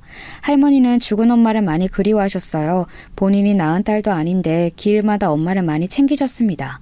그렇게 할머니는 제가 성인이 될 때까지 아주 건강하셨어요. 엄마의 빈자리를 가득 채워주셨습니다. 너무나도 갑작스러운 엄마의 병 때문에 저는 대학을 간호학과에 진학했어요. 간호사가 되어 아픈 사람들을 돌봐주고 싶었습니다. 실제로 대학생활 내내 할머니가 여기저기 몸이 아프셨어요. 그럴 때마다 병원도 제가 모시고 가고 집에서 간호했습니다. 할머니는 그런 저를 상당히 자랑스러워 하셨어요. 저도 할머니가 좋아하니 뿌듯했습니다. 그리고 제가 막 졸업할 때 할머니는 노환으로 별세하셨어요. 할머니가 돌아가시기 전에 저에게 했던 말이 있습니다. 예, 수진아. 너희 아빠 나쁜 쪽으로 빠지지 않게 잘 감시해라. 욱하는 성질 언젠 다시 나올지 몰라. 알겠지? 너는 목숨보다 아끼는 딸이라 괜찮지만 사람 일이라는 게 어떻게 될지 모르잖니. 어디 또 조직에 들어갈 것 같으면 그냥 네가 아빠 데리고 어디로 떠나라. 알겠어요, 할머니. 아빠는 걱정하지 마. 하늘에 가서 편히 쉬어. 할머니가 그렇게 좋아하는 우리 엄마 만나서 행복하게 나 잘 사는 거 지켜봐요. 그동안 나 키워줘서 너무 고마워요. 할머니는 그렇게 돌아가셨고 그 뒤로는 아빠와 저와 둘이 살게 되었어요. 저는 사실 학생 때는 공부하느라 할머니가 왜 아빠를 그렇게 걱정하는지 몰랐습니다. 저한테는 너무 상냥했고 다정한 아빠였거든요. 오히려 제가 아빠한테 짜증도 많이 내고 퉁명스럽게 하는 날이 많아 미안했습니다. 그런데 여러분, 제가 어느 날 할머니가 왜 아빠를 걱정했는지 조금은 알게 되는 사건이 하나 있었어요. 그건 바로 제 스토커 때문이었습니다. 할머니가 돌아가시고 취업하기 전까지 시간이 조금 남아서 아르바이트를 했던 적이 있어요. 작은 카페였는데 거기 손님 중 한 명이 저에게 호감을 표현했습니다. 하지만 저는 곧 취업할 예정이었고 무엇보다 그 손님이 제 스타일이 아니었어요. 그래서 정중하게 거절했는데 그 스토커는 포기를 모르고 저를 따라다녔습니다. 자꾸 제 앞에 불쑥 나타나서 어느 날부터는 길을 걷다 뒤를 돌아보는 경우도 많았어요. 그리고 이걸 아침에 밥을 먹으며 대수롭지 않게 아빠에게 말했던 날이 있습니다. 그런데 그날 저녁에 또 그 스토커가 저를 따라왔어요. 버스에서 내려서 우리 아파트로 오는데 저를 졸졸 쫓아오더라고요. 너무 화가 나서 그날은 아파트 앞에서 스토커에게 소리를 질렀습니다. 야, 그만 쫓아다녀? 내가 진짜 싫다고 얼마나 말했는데 언제까지 이럴 거야? 왜 싫다는 사람 자꾸 쫓아다니냐고. 한 번만 더 이러면 경찰에 신고할 거야. 알겠어? 세준씨, 저 진짜 나쁜 사람 아니에요. 제가 행복하게 해드릴 테니까 저랑 결혼해요. 네? 수지씨 제발요. 그럼 저랑 카페에서 얘기라도 하면 안 될까요? 네. 스토커는 제가 저리 가라고 소리를 질러도 소용이 없었어요. 오히려 같이 카페에 가서 대화하자고 난리였습니다. 제 손목을 잡고 데리고 가려고 했어요. 주위에서 사람들이 쳐다보는 것이 느껴졌습니다. 너무 곤란해서 진짜 경찰에 신고라도 할까 고민하고 있었는데 바로 그 순간이었어요. 수진아! 야, 이 새끼야, 너 뭐야? 수진아, 너는 집으로 올라가. 가서 문 잠그고 그냥 씻고 있어. 나머지는 아빠가 알아서 할 테니까 올라가. 퇴근하던 아빠가 그런 제 모습을 보게 되었습니다. 그러더니 바로 그 스토커의 손을 제 손목에서 떼어냈습니다. 아빠는 저보고 빨리 위로 올라가라고 했어요. 마침 스토커의 얼굴을 더 보기도 싫었고 주민들이 쳐다보고 있어서 창피했던 저는 바로 아빠 말을 들었습니다. 스토커는 그런 저에게 이름을 부르려고 했는데 아빠가 입을 막아 끝까지 발음하지는 못했어요. 그리고 그 뒤로는 정말 스토커의 머리카락 한 올도 볼 수 없었습니다. 아빠가 어떻게 처리했는지 저도 모르겠어요. 하지만 그날이 제가 처음으로 본 아빠가 타인을 제압하는 모습이었습니다. 그렇게 저는 아빠 덕분에 스토커 사건이 잘 마무리되었어요. 나중에 어떻게 된 거냐고 물어도 아빠는 그저 미소만 지을 뿐이었습니다. 그리고 저도 바로 취업해서 정신이 없었어요. 스토커 사건 이후에 저는 대학병원에 간호사로 입사하게 되었습니다. 그리고 거기서 남편을 만나게 되었어요. 남편은 병원에서 일하는 행정직원이었습니다. 제가 신입 간호사라 병원 사무실에 갈 일이 되게 많았거든요. 그렇게 일하다 눈이 맞았어요. 우리는 3년의 교제 끝에 결혼까지 하게 되었습니다. 그리고 오늘 제 사연의 주인공인 시어머니가 등장하게 돼요. 사실 남편과 저는 연애 때도 단 한 번도 싸운 적이 없습니다. 저는 할 말은 다 하는 사람이고 불만 표현을 그래도 꽤 하는 편이에요. 그런데 남편은 불편한 분위기를 너무 싫어하고 남에게 싫은 말을 할 바엔 본인이 참는 사람입니다. 그래서 연애 때 아예 싸웠던 적이 없어요. 남편이 갈등이 생기면 알아서 본인이 사과했거든요. 그런 남편의 성격이 좋아 결혼을 결심하게 되었는데 오히려 결혼하니 그게 문제였습니다. 사실 결혼 전부터 저는 조금씩 시댁과 마찰이 있었어요. 저는 엄마가 중학생 때 돌아가셨잖아요. 그런데 남편은 아빠가 고등학생 때 돌아가셨대요. 이렇게 한 부모 밑에서 자라서 우리가 유난히 공통점이 많아 잘 통하기도 했었거든요. 그래서 서로 결혼해서 혼자 남은 부모님들을 잘 챙기자고 했었죠. 외동이었던 저와 달리 남편은 여동생이 한 명 있었습니다. 그런데 연애할 때 여동생이 있다는 말은 해도 둘이 딱히 교류가 있는 것 같지는 않았어요. 저는 외동생이라 늘 언니나 여동생이 있는 친구들에 부러웠거든요. 그래서 결혼하면 저한테도 여동생이 생기는 거니까 내심 기대하고 있었습니다. 그런데 남편에게 시댁에 정식으로 인사하러 가기 전에 여동생을 먼저 보고 싶다고 하니 당황했어요. 굳이 그럴 필요가 있냐고 하더라고요. 조금 이상하다고 생각했는데 시댁에 인사드리러 가기 이틀 전에 갑자기 모르는 번호로 전화가 왔습니다. 그 전화를 받았더니 어떤 젊은 여자였어요. 그 여자는 제 남편의 여동생이라고 본인을 소개하며 아무에게도 알리지 말고 따로 만나자는 말을 제게 했습니다. 제가 남편하고 같이 나간다고 했더니 그러면 만나지 않겠다는 말에 의아함을 가지고 만나게 되었어요. 우리 집 주변에 있는 카페에서 만났는데 그 여성분은 얼굴이 남편과 아주 많이 닮았습니다. 누가 봐도 여동생이라는 것을 알 수 있었어요. 방 밖에 인사한 저와 달리 얼굴에 근심이 많아 보였어요. 한참을 뜸을 들이던 여동생은 제게 말했습니다. 갑자기 이런 말을 해서 이상하게 생각하실 수도 있어요. 그런데 저는 그래도 이 사실을 꼭 알고 결혼하셨으면 해요. 저는 성인이 되고 바로 집을 나왔는데 그게 다 우리 엄마 때문이에요. 원래도 우리 엄마는 아들밖에 모르는 아들바락이었는데 아빠가 돌아가시고 오빠에 대한 집착이 더욱 심해졌어요. 저는 이 결혼 반대예요. 우리 오빠는 멀쩡해도 엄마가 어마어마한 집착을 가지고 있거든요. 조심하세요. 저는 그 말을 듣고 아주 놀랐어요. 시어머니 얼굴은 연애하며 몇 번 본 적이 있었거든요. 정식으로 인사하기 전이라 길에서 우연히 마주친 게 다였지만요. 그래도 짧게 인사했던 경험으로는 사람이 되게 상냥하고 다정한 사람으로 생각했었어요. 돌아가신 우리 엄마가 그랬던 것처럼요. 그런데 남편의 여동생 말을 들으니 너무 당황했습니다. 제가 당황하자 여동생은 한숨을 푹 쉬었어요. 원래는 이 말을 하지 않으려고 했대요. 그런데 결혼이 애들 장난도 아니고 한 사람의 인생에 걸린 일이니까 얘기하는 거라고 하더라고요. 물론 고맙기도 했지만 한편으로는 되게 혼란스러웠습니다. 여동생은 그 말을 끝으로 자리에서 일어나서 나갔어요. 저는 여동생의 말을 듣고 많은 생각이 들었는데 결론은 제가 직접 판단하고 싶었습니다. 어차피 이틀 후면 시어머니를 정식으로 뵐 날이 오잖아요. 그래서 잔뜩 긴장한 채로 시어머니를 뵈러 가게 되었습니다. 결혼 허락을 받으러 가는 길이라 매우 떨렸어요. 약국에 가서 청심환까지 사 먹을 정도였습니다. 그런데 제가 너무 미리 걱정했던 걸까요? 시어머니는 의외로 굉장히 친절하셨어요. 여동생의 얘기를 미리 들어 긴장했는데 저한테 딸처럼 잘 대해주셨습니다.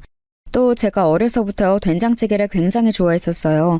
찌개만 있으면 일주일 내내 밥 걱정이 없을 정도로 잘 먹었습니다. 남편은 이걸 저와 연애하며 이미 알고 있었어요. 남편이 미리 말했던 건지 시어머니는 본인이 된장찌개 전문가라고 요리해 주셨는데 너무 맛있더라고요. 걱정했던 것과 달리 굉장히 분위기가 좋았습니다. 그리고 남편이 우리 집으로 인사 왔는데 남편보다 오히려 우리 아빠가 더 긴장했어요. 아빠는 정육점에서 가장 상태가 좋은 고기를 직접 구워주셨습니다. 그리고 몇 가지 질문을 해보더니 흐뭇하게 웃으며 둘이 행복하게 잘 살라고 하더라고요. 양가 어른들의 허락을 받고 본격적으로 결혼 준비하게 되었습니다. 그런데 결혼 준비를 하며 조금씩 시어머니의 아들 사랑이 보였어요. 드레스를 맞추러 갈 때 남편이 갑자기 시어머니도 같이 가도 되냐고 하더라고요. 어머니가 할 일이 없어 심심하다고 하셨다며 같이 가자는 말에 저는 흔쾌히 그러자고 했습니다. 그때까지는 어머니가 저에게 잘해주셨거든요. 저는 또 친정엄마가 없으니까 시어머니라도 옆에서 같은 여자니까 잘 봐주실 줄 알았습니다. 그렇게 시어머니를 만나 같이 드레스를 입어보러 갔는데 이상하게 저에게 칭찬을 잘 안 하셨어요. 그리고 갑자기 드레스를 몇 벌 보더니 말씀하셨습니다. 세아가, 그런데 드레스가 왜 이렇게 다 화려하니? 이러면 우리 아들 얼굴이 묻힐까봐 걱정이야. 적당히 화려한 걸로 골라야 너희 부부 얼굴이 더 돋보여. 그러니까 너무 반짝거리고 풍성한 드레스는 고르지 마. 아, 네? 어머니, 아이, 그게 무슨 말씀이세요? 웨딩드레스는 화려한 맛으로 입는 거잖아요. 평생에 한 번뿐인데 저는 화려한 걸로 입을래요. 어렸을 때부터 웨딩드레스 입는 게 제 꿈이었거든요. 제가 또 언제 이런 걸 입어보겠어요.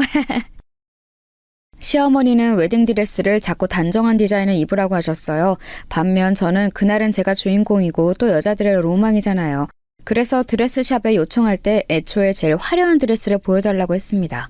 시어머니는 제 말을 듣더니 표정이 급격하게 안 좋아지셨어요. 하지만 따로 더 말을 하지는 않으셨습니다. 그래서 그냥 저는 대수롭지 않게 넘기고 제가 입고 싶은 드레스를 입었어요. 웨딩드레스 사건이 끝나고 결혼식 전에 문제가 하나 더 있었습니다. 바로 신혼집이었어요. 남편과 저는 모은 돈과 우리 아빠가 준 돈으로 병원 근처에 전셋집을 하나 얻게 되었습니다. 직장이 서울이라 아파트가 너무 비싸 매매까지는 무리였어요. 그렇게 집을 구하고 혼수를 보러 다니는데 시어머니는 자꾸 그런 우리 부부를 따라다니셨습니다. 처음에 드레스를 고를 때는 저도 좋은 마음으로 오라고 했는데 점점 불편해지기 시작했어요. 그래서 남편에게 시어머니는 집에서 쉬라고 말해달라고 했죠. 그런데 시어머니가 고집이 얼마나 세던지 남편이 중간에서 너무 곤란해 보였어요. 시어머니는 결국 우리가 혼수를 고를 때도 오셨습니다. 그렇게 우리 부부와 같이 올 거면 가만히나 있지 시어머니는 자꾸 옆에서 참견하셨어요. 세탁기를 고르는데도 참견하시고 특히 부엌 가전을 고를 때는 본인이 쓸 거를 고르듯 고르셨습니다. 그러면서 은근히 살림은 제 몫이라고 하더라고요.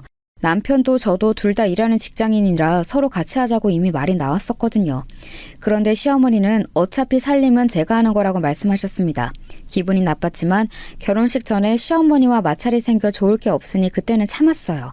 시어머니가 그렇게 아들을 아끼는 것처럼 우리 아빠도 제가 전무거든요. 저만 바라보고 인생을 사는 사람인데 속으로 우리 아빠를 데려올까 생각하기도 했습니다. 그러다 결혼 전에 시어머니와 제가 살짝 갈등이 생기게 되었습니다. 그날은 심지어 결혼식 2주 전이었어요. 갑자기 시어머니가 우리 부부와 저녁 식사를 하고 싶다고 하셨습니다. 남편과 퇴근하고 시댁으로 가서 같이 밥을 먹는데 시어머니가 기가 막힌 말씀을 하셨어요. 저는 처음에 제가 잘못 들은 줄 알았습니다. 너희 유럽으로 신혼여행 가는 거지? 아휴, 나도 같이 가면 안 될까?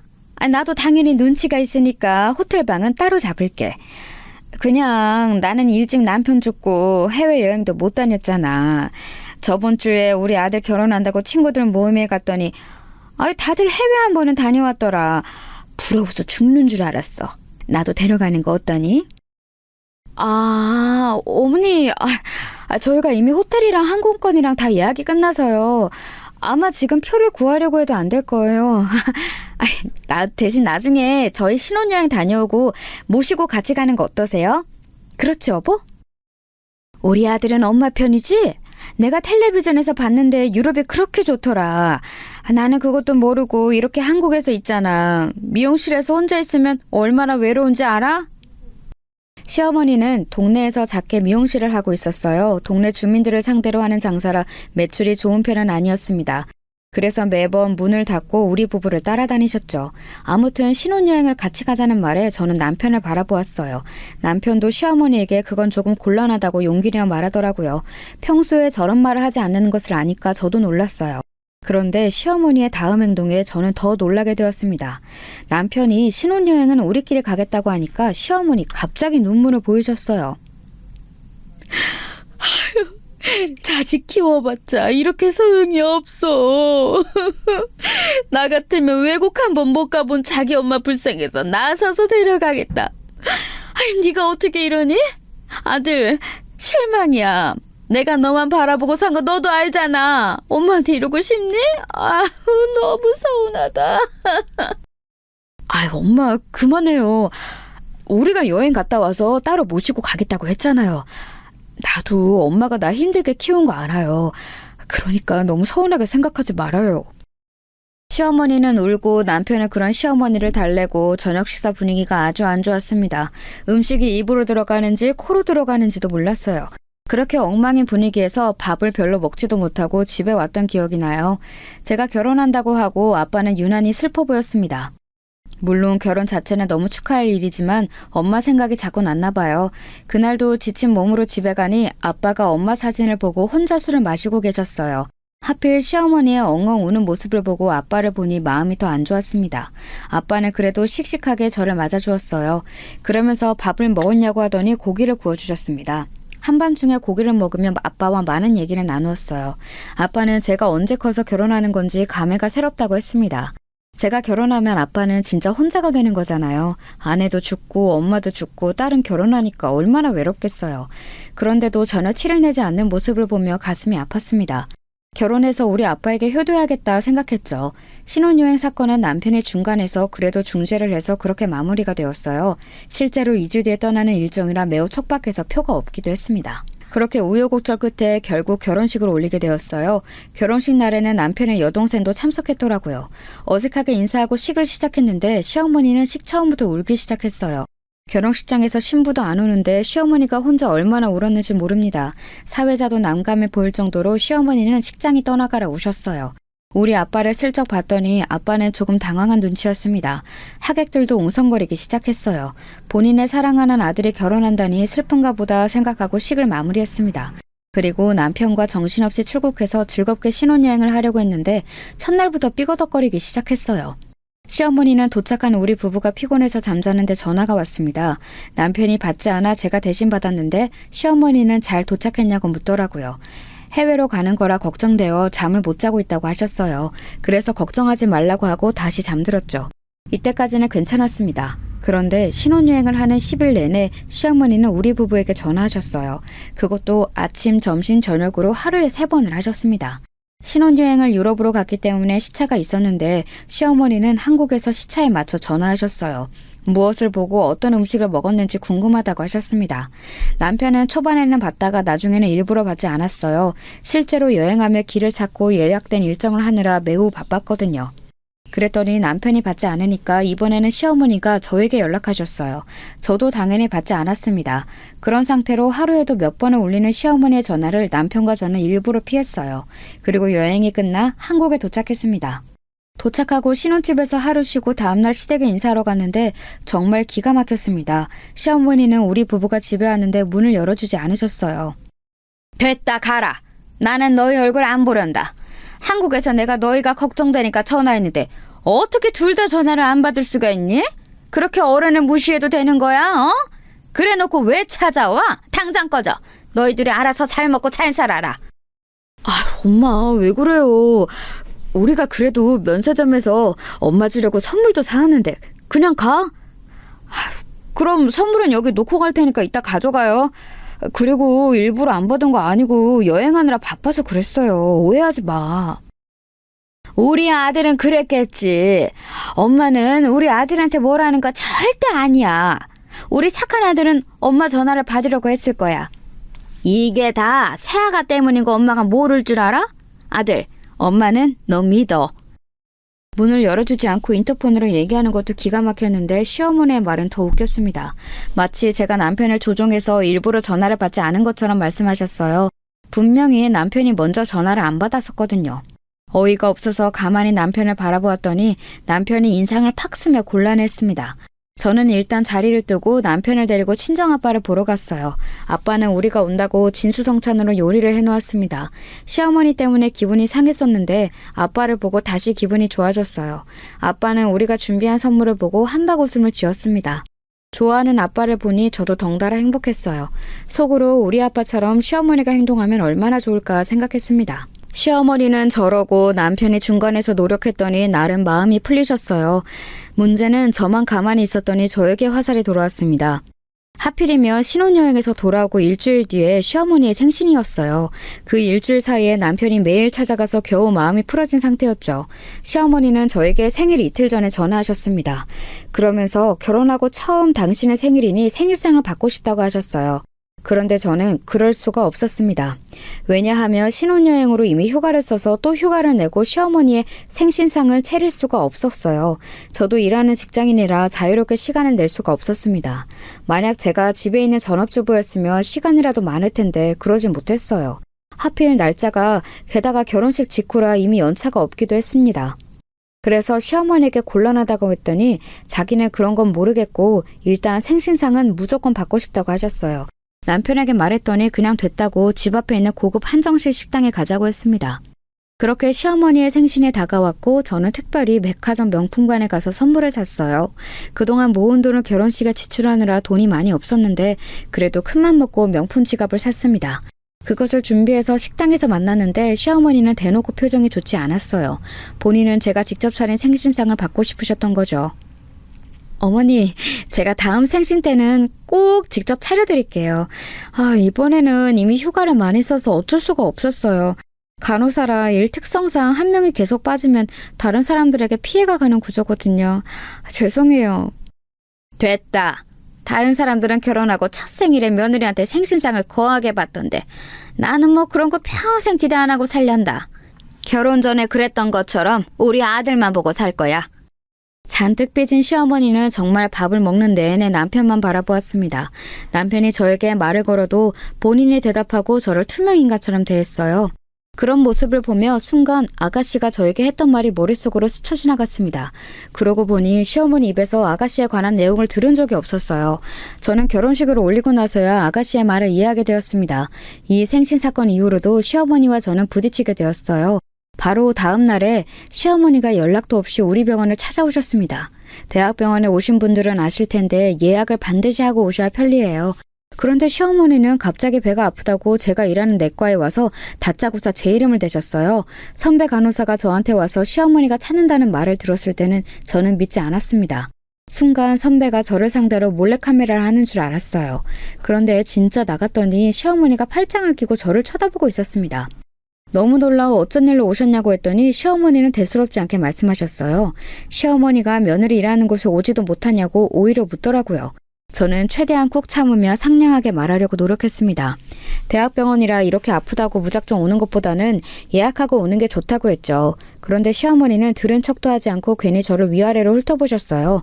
그러더니 아프다고 하는 사람이 너무 멀쩡하게 그대로 집에 가셨습니다. 남편에게 연락해서 시어머니 봤냐고 했더니 그게 무슨 소리냐고 하더라고요. 시어머니는 진짜 그냥 제가 일하는 것을 지켜보려고 오셨던 거예요.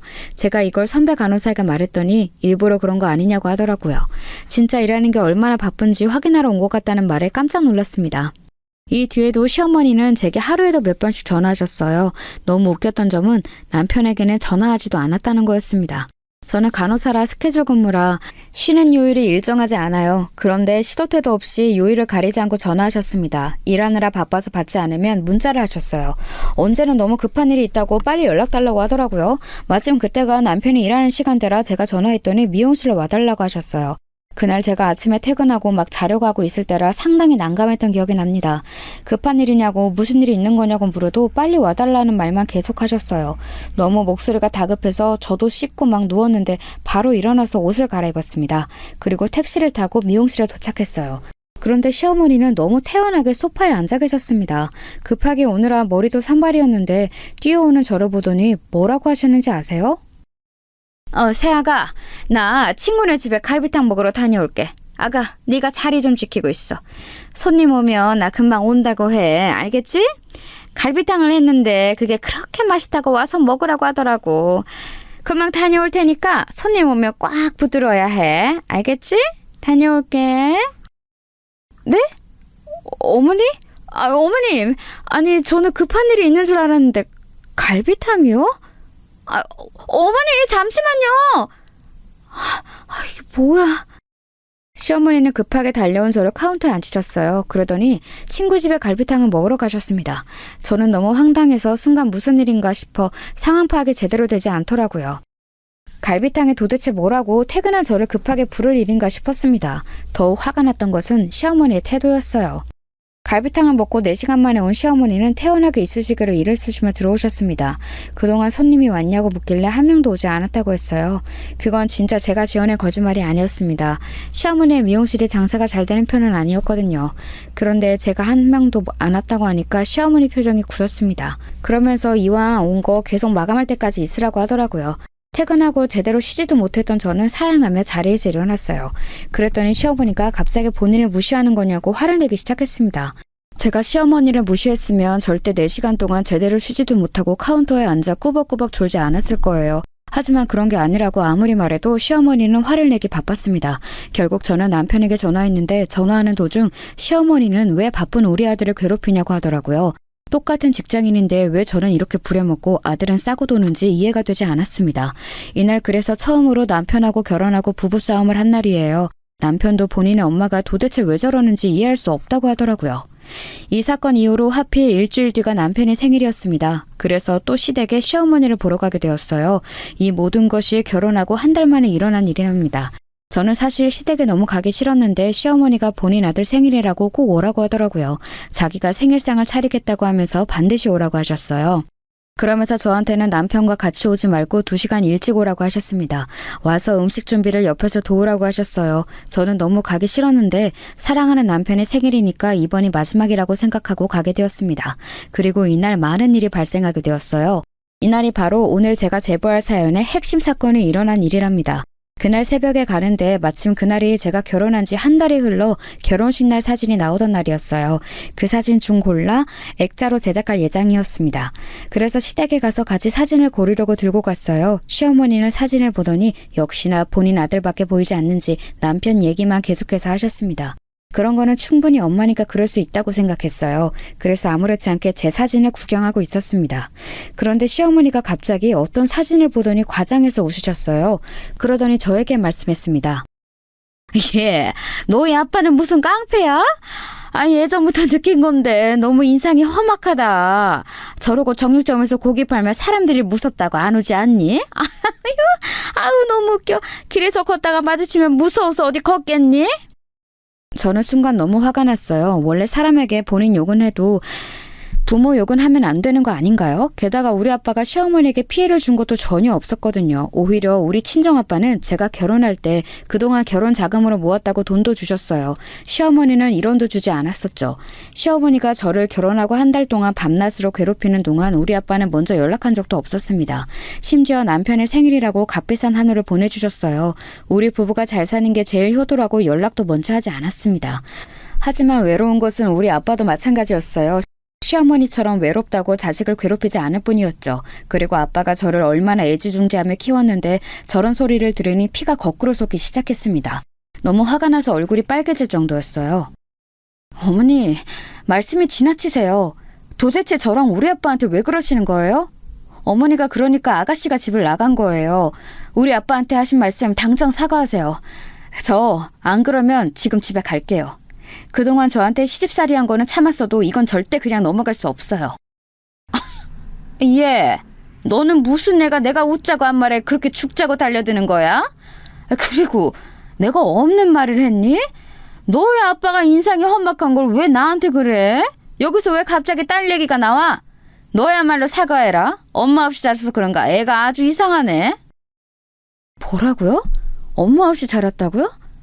그러는 어머님은 뭐가 그리 당당하세요? 남편도 아빠 없이 자란 건 맞잖아요? 그렇게 저를 괴롭히면 마음이 행복하세요?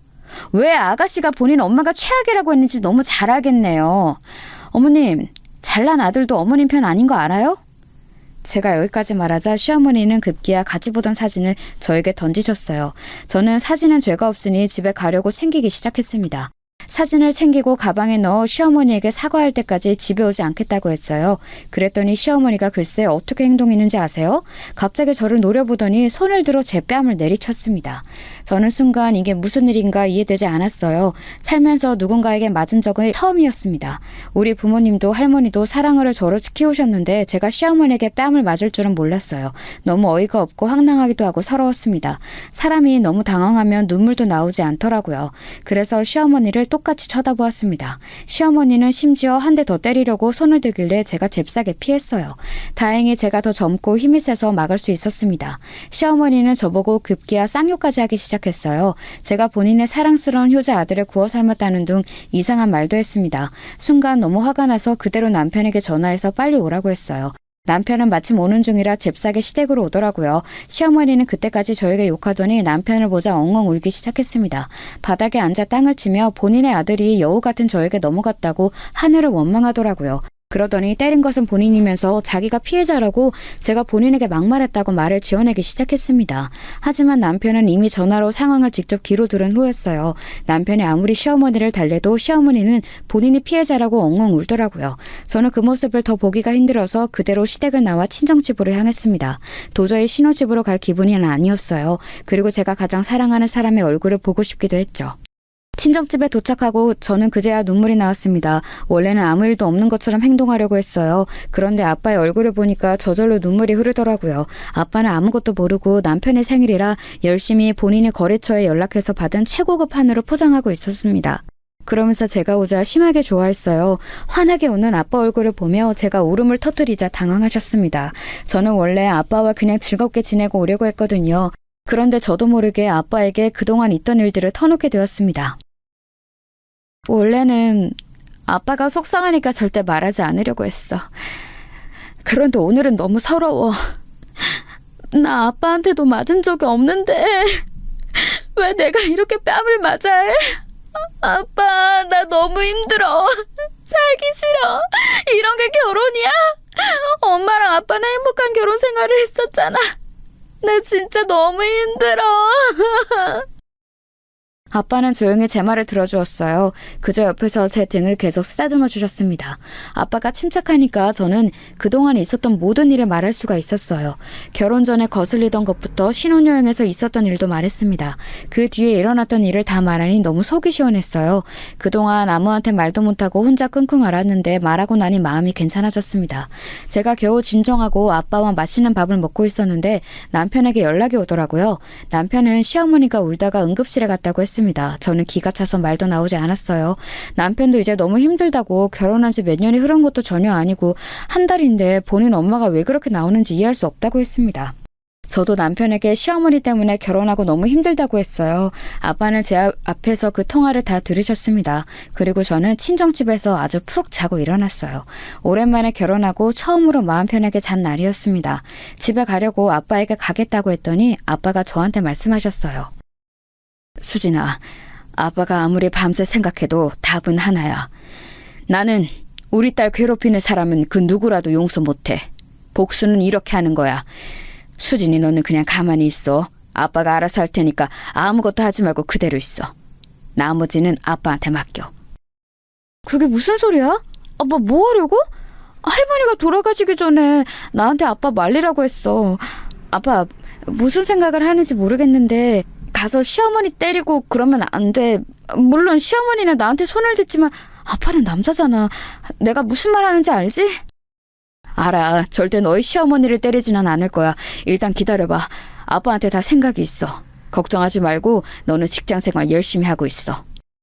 아빠는 본인을 믿으라고 호언장담했어요. 저는 아빠가 그럴 리는 없지만 혹시라도 시어머니를 때릴까 봐 걱정했습니다. 그렇게 며칠이 지나고 시어머니에게 연락이 왔습니다. 남편하고 저는 시어머니의 연락을 최대한 피하자고 해서 저는 일부러 받지 않았어요. 남편도 이제 본인 엄마를 감당하기 힘들어했습니다. 제가 전화를 받지 않자 시어머니는 일하는 병원으로 찾아오셨어요. 처음으로 찾아온 것도 아니라 그때는 놀라지도 않았습니다. 사실 어느 정도는 예상했고 또 뺨을 때리는 것은 아닌가 걱정했어요. 그런데 너무 놀라운 일이 일어났습니다. 저를 보고 화를 낼 거라고 생각했는데 시어머니는 오히려 저한테 오더니 보자마자 무릎 꿇고 빌기 시작했어요. 너무 당황한 저를 앞에 두고 시어머니는 본인이 잘못했으니까 봐달라고 하더라고요. 혹시 몰라 시어머니 얼굴과 몸을 봤는데 어디 맞은 곳은 없었습니다. 저도 도저히 영문을 몰라 왜 그러냐고 물었더니 엉엉 울며 본인이 잘못했으니 그만하라고 하셨어요. 병원이라 사람들이 워낙 많았는데 우리를 쳐다보는 시선이 많았습니다. 그래서 시어머니를 일으켜서 데리고 주차장으로 갔어요. 시어머니는 조금 진정하더니 퇴근하면 내려오라고 하더라고요. 마침 퇴근 시간이 얼마 남지 않아서 퇴근하고 내려갔더니 시어머니는 저를 데리고 본인의 미용실로 향했습니다. 저는 도대체 미용실로 왜 데려가는지 궁금했지만 잠자코 따라갔어요. 그리고 저는 미용실에 도착해서 진짜 경악을 금치 못했습니다. 왜냐하면 미용실 안에는 누가 봐도 조폭인 사람들이 가득했어요. 한두 명도 아니고 그 좁은 미용실에 깍두기 아저씨들로 차 있었습니다. 제가 입을 떡하니 벌리고 쳐다보니까 시어머니는 옆에서 저에게 말씀하셨어요. 아가, 내가 미안하다. 그러니까 저 조폭들 좀 그만 찾아오라고 해줘. 우리 가게 안 그래도 손님이 없는데 저 깍두기들 보고 손님들이 안 와. 나한테 왜 며느리 괴롭히냐고 하는데 내가 너무 미안해. 이제 다시는 안 그럴게. 응? 단골들도 떠나게 생겼어. 알고 봤더니 아빠는 예전에 알던 조폭들을 시어머니의 미용실로 데려갔던 거였어요. 웃겼던 것은 진짜 실제로 파마를 하거나 머리를 잘랐다고 해요. 경찰에 아무리 신고해도 정당하게 돈을 내고 시술했으니 처벌할 내용이 없다고 했습니다. 그냥 와서 머리를 자르려고 했던 거라고 하니까 경찰도 손을 쓸 수가 없었대요. 시어머니는 처음에는 오기로 머리를 잘랐는데 그 뒤로 매일같이 조폭들이 미용실로 왔다고 합니다. 그것도 처음에는 한두 명만 오더니 나중에는 10명씩 찾아왔다고 해요. 다들 기다리는데 자리가 없으니 미용실 밖에서 서 있기도 했다고 합니다. 그걸 지나가다 사람들이 당연히 보게 되었죠. 그래서 조폭 미용실로 소문이 났다고 해요. 그게 단 며칠 만에 일어난 일이라고 합니다. 시어머니는 그래서 자존심에 저에게 연락하지 않다가 도저히 안 될 것 같아 연락했다고 하셨어요. 저는 이게 우리 아빠가 계획한 일이라는 것을 아니 너무 웃겼습니다. 아빠는 미용실로 절대 가지 않았다고 해요. 나름 평화적 생각한 방법이 이거였던 거였죠. 저는 웃으면서 아빠에게 전화를 걸었어요. 아빠는 기다리고 있었다고 하더라고요. 마음이 풀렸냐고 묻기에 아빠 덕분에 이제 걱정 없다고 했습니다. 아빠에게 이 말하면 됐다고 했더니 알겠다고 하고 끊었어요. 그리고 안에 있던 조폭 중 한 명이 전화를 받더니 다들 데리고 사라졌습니다. 조폭들이 미용실을 나가자 시어머니는 그제야 한숨을 돌리셨어요. 저에게 조용히 그동안 미안했다고 하셨습니다. 이 뒤로는 실제로 시어머니는 저에게 먼저 연락한 적이 한 번도 없어요. 그냥 그래서 지금은 서로 명절이나 생신 때만 연락하고 지내고 있습니다. 몇 번 안 보니까 시어머니와 사이도 나름 괜찮아졌어요. 남편은 나중에 이 얘기를 듣더니 본인이 나서서 웃더라고요. 직접적으로 물건을 부순 것도 아니고 때린 것도 아니고 오히려 시어머니의 집착에서 벗어날 수 있으니 다행이었던 거죠. 나중에 남편에게 듣기로는 남편도 시어머니 때문에 그동안 힘들었다고 해요.